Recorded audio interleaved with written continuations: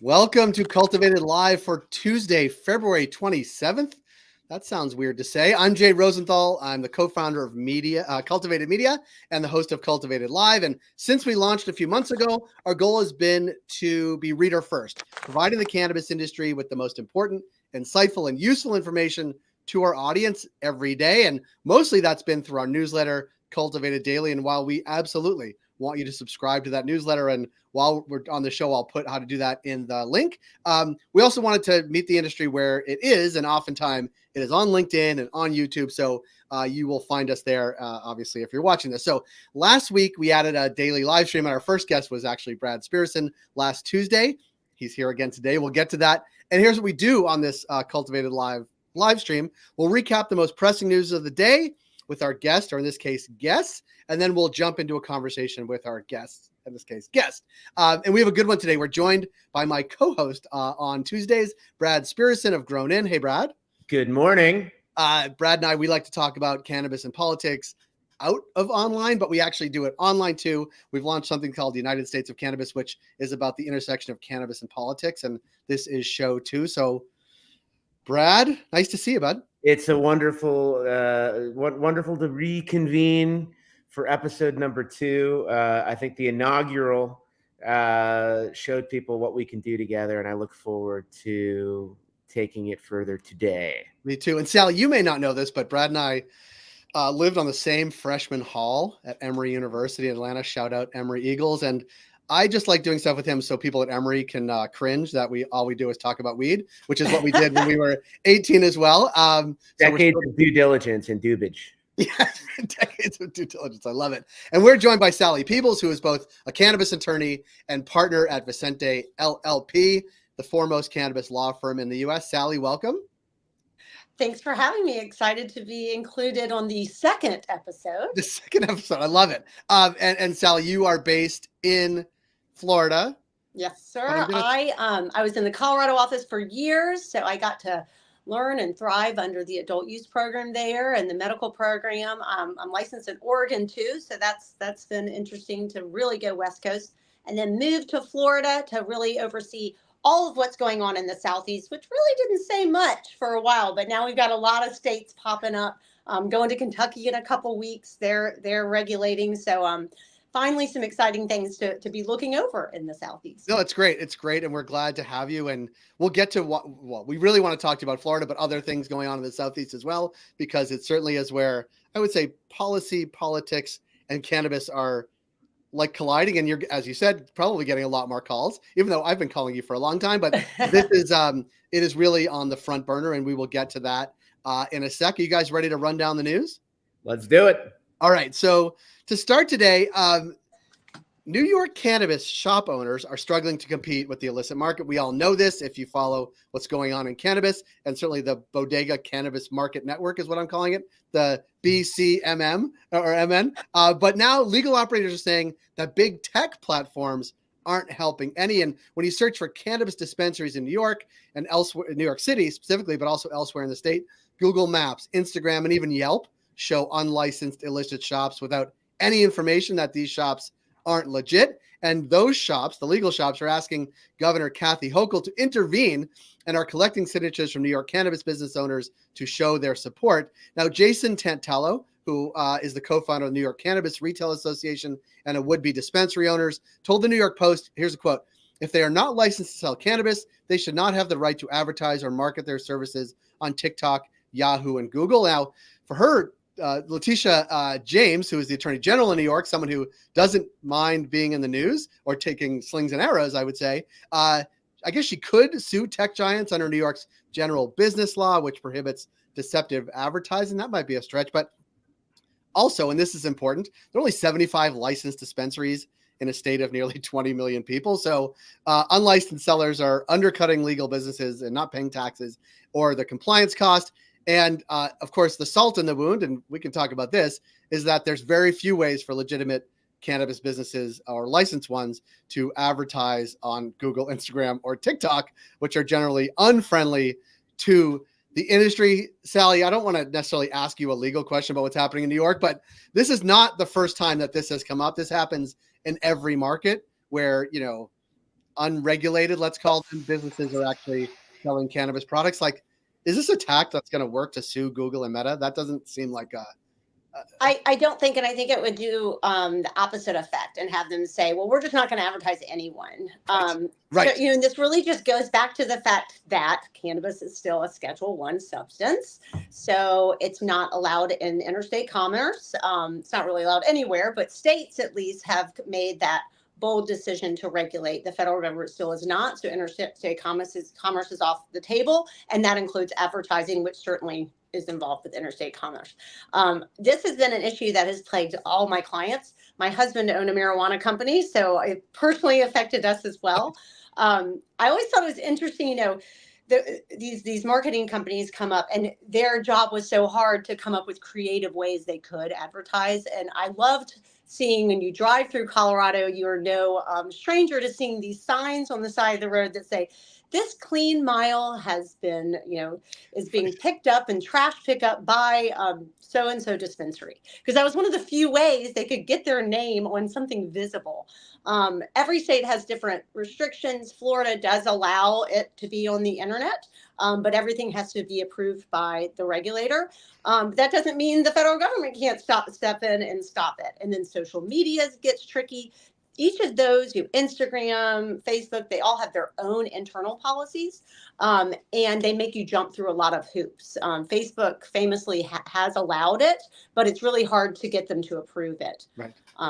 It's a difficult thing. We're already facing a lot of issues because of the fact that Schedule I and advertising is certainly, it's not easy to run a business if you can't get the word out. Yeah. And I would also argue, and Brad, we'll get to you in a sec. Like, I would also argue it's of course it's online where this is happening, but the real challenge is that there's actually brick and mortar bodegas selling cannabis. Like, that's probably a bigger issue, and one that's maybe even easier to crack down on than the tech giants. But Brad, are you seeing the same thing like in Illinois or Michigan or Missouri, where you spend a lot of time? Certainly more in Illinois than the other states, because Illinois, like New York, has limited licensure. So it's in states like Illinois and in the developing, adult use markets where there are fewer options, we tend to see a lot more of these illicit shops popping up.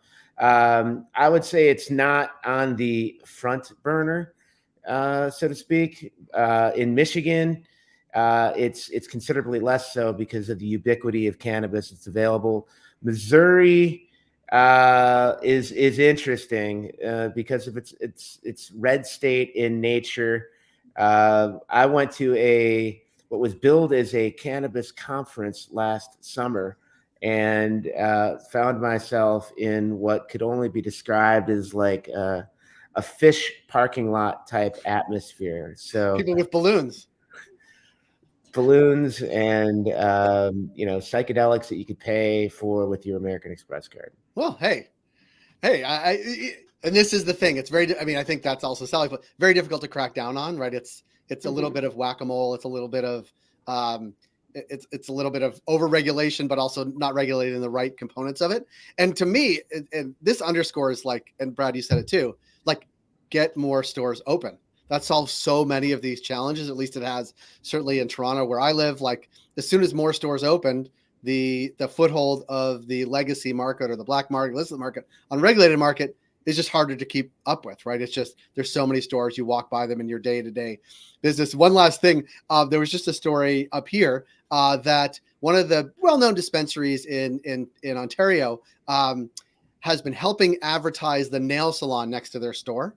So, like, the nail salon's getting tons of foot traffic, and it's also happens to be right next door to their dispensary. So they're not advertising the dispensary, they're advertising a nail salon to the exact right audience. Now that I've said that, probably they'll get shut down. But it was an interesting approach to make sure the strip mall which you're operating in gets lots and lots of foot traffic is a pretty good way to go about it. Let's move on to Maryland, where I think is another pretty common story. There's a great piece in Maryland Matters, which is a publication there, that has a state representative pushing back on local officials who are saying no to cannabis in their communities, something that we obviously see in every jurisdiction. Maryland Democratic Representative C.T. Wilson said that there is, and this is a quote, a tornado of misinformation. It becomes irresponsible at some point for some of the county officials to propagate these lies. they're saying that they're going to get the community saying they're going to get flooded with cannabis shops, even though the state regulations prohibit that from actually happening with sort of setbacks and that sort of thing. But this happens everywhere, right? It's communities. I think there's still communities in Colorado that have said no to cannabis, Sally. Am I right? Absolutely. And it's such a tricky policy decision at the forefront of when you're making these early policy decisions. Do we allow the local governments, the local jurisdictions to ban it? Right. And if we allow them to regulate it, how do we allow them to regulate it? And especially in these states that legalize through a ballot initiative as opposed to legislative. We really want to give those local governments some say so, or no one's going to vote for it. Right. Most people are very for adult use marijuana, but they don't want it in their neighborhood. The old NIMBY state of mind. So, it's difficult. You want to give them the power to regulate it so that they'll vote for it. But once that happens, we want to make sure that we're actually providing patient access or consumer access in the adult use markets. In Florida, I thought did it very differently. They allowed the cities and states to ban it, but they could also make the change to go back and change back to allowing it at any time, where these newer states are saying, okay, if you ban it, you can't come back for another 3 years. It's such a strange way of doing it, not allowing to reverse it once they see the data. Right. No, it's weird. And Brad, you're seeing the same thing, I think, in Illinois. It's pretty common, no? Yeah, although the longer that the adult use has been in effect in Illinois, the less of an issue this is. I'll use the municipality of Naperville, which is about an hour outside of Chicago, where when adult use came into effect 4 years ago, the municipality was totally against it, and within 6 months, when they saw the tax revenue and the sky did not fall, it tended to ease on their concerns, and now it's a thriving cannabis market. We're also seeing that in downstate, redder areas that were initially against cannabis, that once they see it's operational and up and running, and your neighbor is doing it, it's not as much of an issue. The bigger issue right now is the capitalization required to actually get even a dispensary up and running. And so the issue more in Illinois right now is like New York and others, not enough. The delta between the number of licenses that are available and the number of operational stores that are in effect is well over 100 right now. So it's not as much of a concern in Illinois. In fact, it's the opposite. Yeah, I guess at some point, imagine this is when the wavy lines. Imagine a scenario where the market and regulators and capital all align in the cannabis industry. That will be, we won't be much older than this when it happens, but it might be a little bit. Just want to wrap up sort of what else we're watching here at Cultivated. The U.S. Cannabis Council and their political action committee that they started is accepting donations at Curaleaf's retail outlets to push for federal legalization. You can round up to the nearest dollar, and the money goes to the political action committee. After years of double-digit growth, next story, active cannabis business licenses declined for the first time in 2023. This is according to a story in MJ Biz Daily. Seems like New York cannabis businesses will need to implement a new seed to sale tracking system. They've been sort of operating, honestly, on like upload your spreadsheet type model, which is, Sally just went away. I'm going to bring her back. There she is. You went away for a sec, Sally. You're back. It's okay. And finally, and this one is really cool, but also ultra Canadian. University of British Columbia, for those that have not been, is like a university perched on the side of Vancouver over the ocean. It's amazing. And Vancouver is a fairly friendly cannabis town. The University of British Columbia is going to have a dispensary literally on campus, and its brand is Burb Cannabis, and it's a pretty well-known brand out there. Just pretty interesting that while we're talking about can something open in a neighborhood anywhere in sort of, say, New York, Burb is opening one on a campus in Vancouver. That's what we're watching. And now, Sally and Brad, now the juicy part of the show. Thank you for being here. Sally, over the past several weeks, Brad and I, when we've been doing this, we're talking about what we're keeping our eyes on this year when it comes to cannabis and policy and politics. And I constantly bring up Florida. Is it something everyone in the industry should be paying attention to as closely as Brad and I guess you as well? We should. Yeah. Well, I would like to think so. It's my home state. And as I mentioned, I moved here a few years ago because the state, it was supposed to blow up. Back in 2018, people were getting teams together. Everyone was about to apply. And then a lawsuit called the Flora Grown lawsuit was filed, and it stalled everything for several years. Those people who were applying generally purchased licenses or just focused on other markets. I had moved here to open up this burgeoning office, and it just kind of everything stalled out. But I'm here and glad to say the time has finally come for Florida. I believe, fingers crossed, things are about to explode down here. And these licensees, called medical marijuana treatment centers, are the most valuable in the world. And that is because each single license gives the holder the ability to open as many dispensaries as they want, as many cultivations as they want, as many processing facilities as they want. There is no wholesale. But these licenses are behemoth and, of course, expensive, very expensive to operate. Add to that, that finally it looks like Florida is on the verge of legalizing adult use marijuana. The Supreme Court should make that decision by April 1st this year, we're hoping. Don't hold me to that, but that's what I'm hearing. They have struck down 2 previous attempts, another wah when I moved here, but I think between that happening and the licensing process is finally moving forward, we have 22, or we actually have 24 right now because of the 2 Pigford licenses that were issued. Another 22 licenses will be issued sometime in the next 6 months. Could be next month, could be in the fall. We're hoping sooner. I think 74 applicants applied last April 2023. So we're, almost a year there waiting, but that's going to double the market. So a lot of exciting things happening here. And if people didn't apply, which obviously a lot didn't, the good news for them is there's going to be a lot of licenses potentially on the market to purchase in that secondary market. A lot of people who applied maybe will not have the capital from waiting this time to keep operating. So they may be looking to sell. So could be some good opportunities for those out there looking to grab up a license. And of course, hopefully operate in an adult use market finally. Right.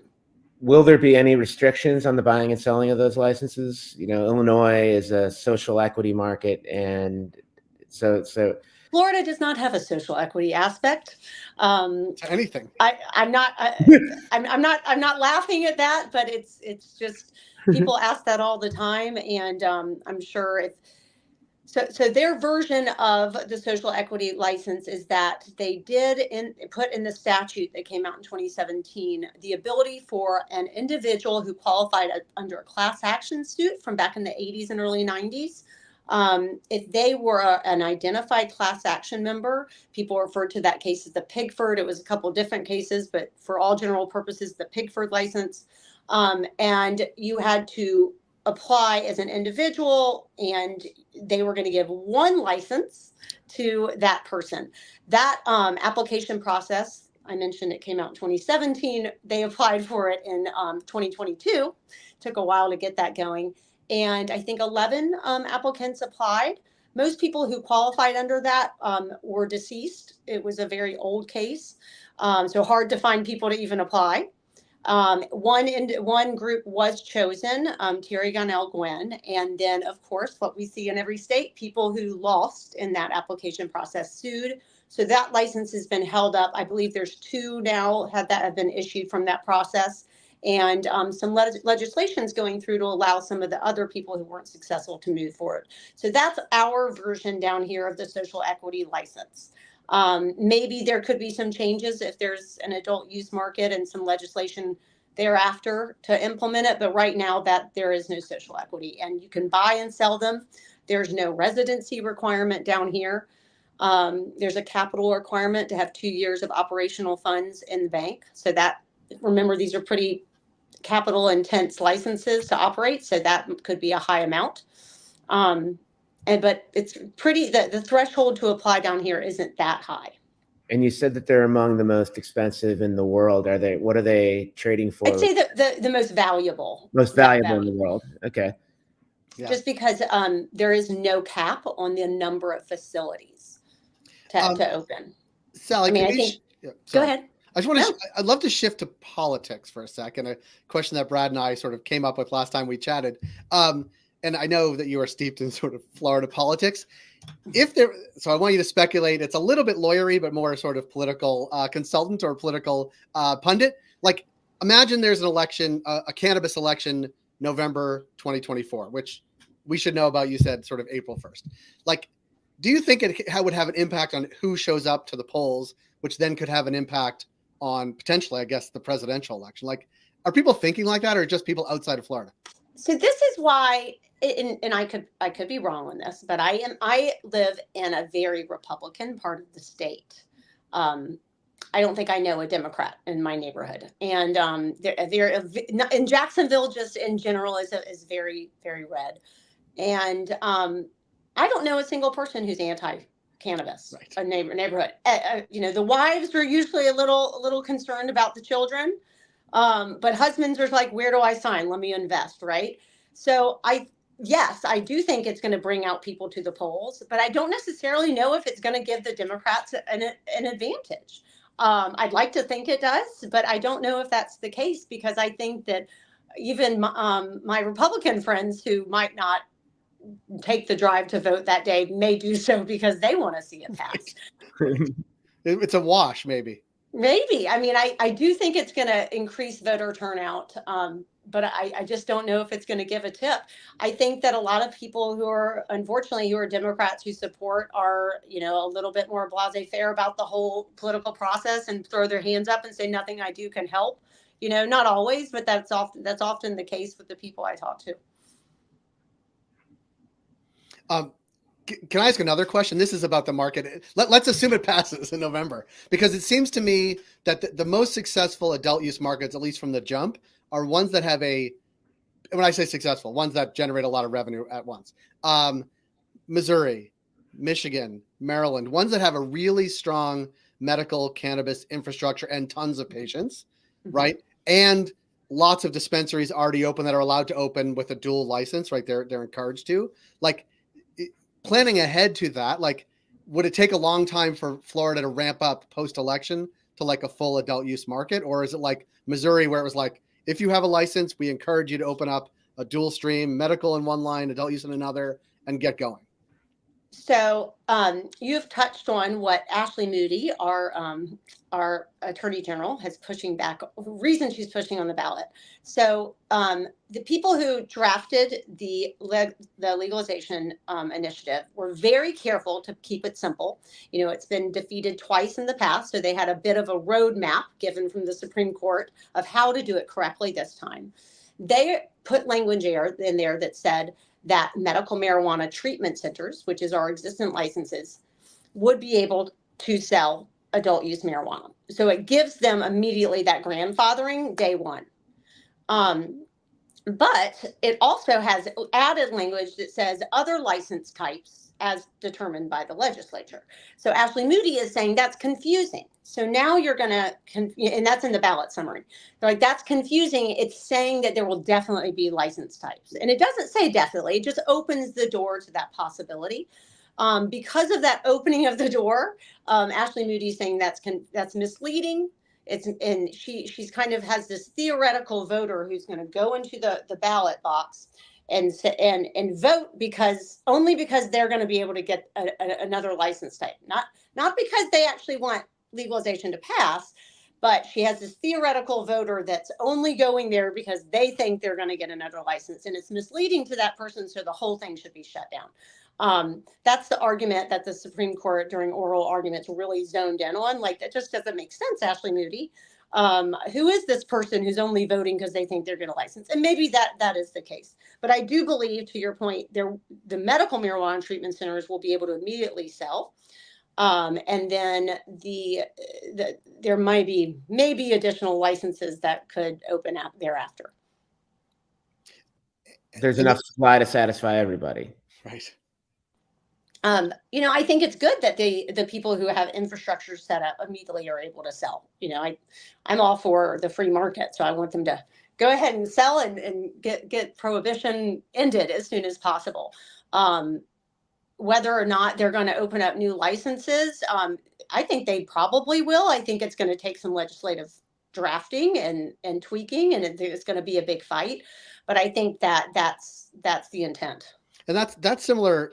You know better than I do, but that sounds similar to Maryland, where it was like, we're going to open up other license types, but first we're going to also get people who don't use cannabis. So there's not this lag like we see in New York of like, what are the licenses going to look like? And now we're a year in and there's 60 stores, right? Maryland just said, everybody who's selling now can sell, patients and adult use, and then we will have these additional licenses. It sounds like that's sort of the model in Florida. And just to go back to the Supreme Court case, you're going to correct me when I'm wrong right now, but Governor DeSantis did say that he expects it to go forward in November, right? He did. That was the comment heard around Florida. Bam, bam, bam. It was. I was getting so many calls like, "What do you think this means?" And I think that it's interesting because he shouldn't know what the Supreme Court is going to say. But nevertheless, I think it's a positive development that DeSantis is feeling positive about it. So I don't think DeSantis has been negative towards the industry. I just don't think it's been a priority of his. He's had other things going on. He was a big champion of allowing smoking before, flower was allowed. So I don't see him as an impediment, and he hasn't been in the past. I think when he ran for governor, you probably some expected dialing back of his fervor for the industry. But I don't see him as an impediment moving forward. And I think that comment is a big. I think it bodes well for the future. Yeah.